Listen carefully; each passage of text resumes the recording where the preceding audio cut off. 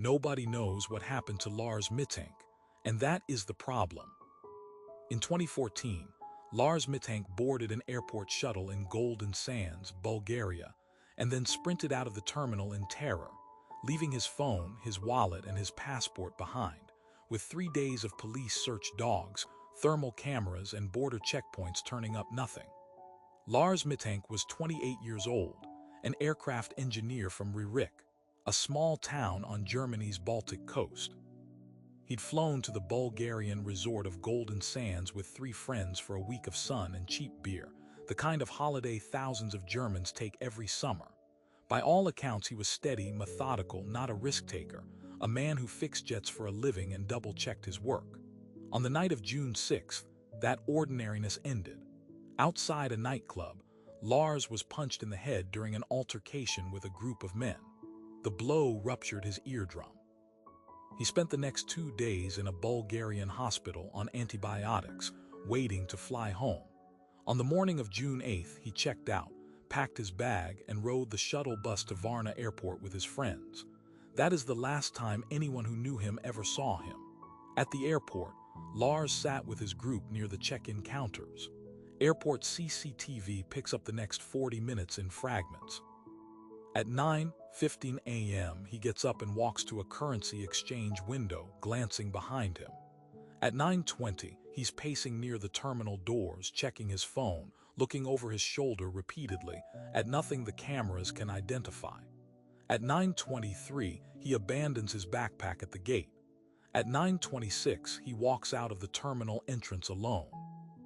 At 9:31, a final camera catches him running, not walking, running across an access road, past a chain-link fence, and up into the wooded hills behind the airport.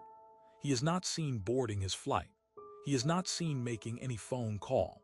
He never contacts his friends, his family, or anyone else again. Bulgarian police launched a search within hours. Helicopters swept the hillside.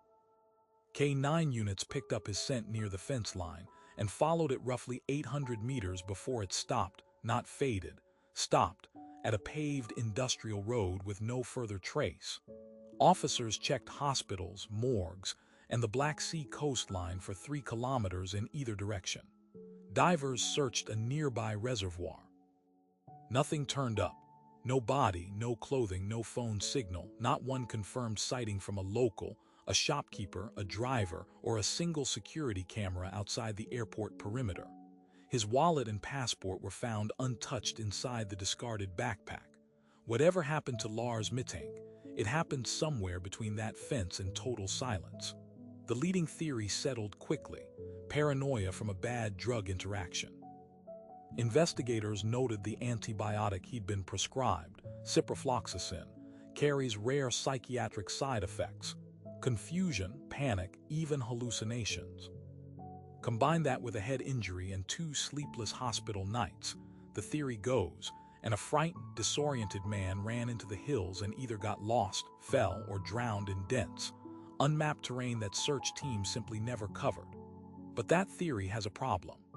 Golden Sands sits inside a nature reserve of scrubland and low forest, thoroughly searched, repeatedly, by teams with dogs and thermal imaging, for over a week.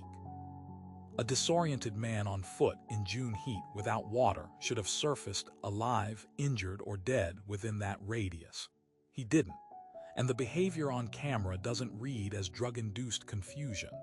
Lars checks over his shoulder at specific, repeated intervals. He moves with purpose toward the terminal exit, not away from it randomly.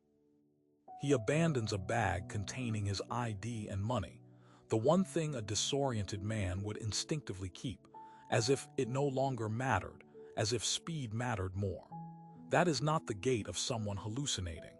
That is the gait of someone being followed by something the cameras never catch. Here is the detail investigators keep circling back to. Lars had reportedly told his friends before the airport that he believed the men from the nightclub fight were connected to organized crime, and that he was afraid they were watching him. Bulgarian police found no evidence any of those men left the resort area that morning. No vehicle, no matching face on airport footage. If someone was chasing Lars Mittank across that access road, They left no trace of themselves at all. Only he was recorded running from something no camera could see. The case remains open in both Germany and Bulgaria, technically active, practically frozen. Lars Mittank was declared legally dead in 2019. His family has never accepted that ruling. No remains, no possessions beyond that backpack, no closing report, 12 years of silence where a runway used to be. So what was Lars Mittank running from at 9:31 that morning that the airport's own cameras never turned to face?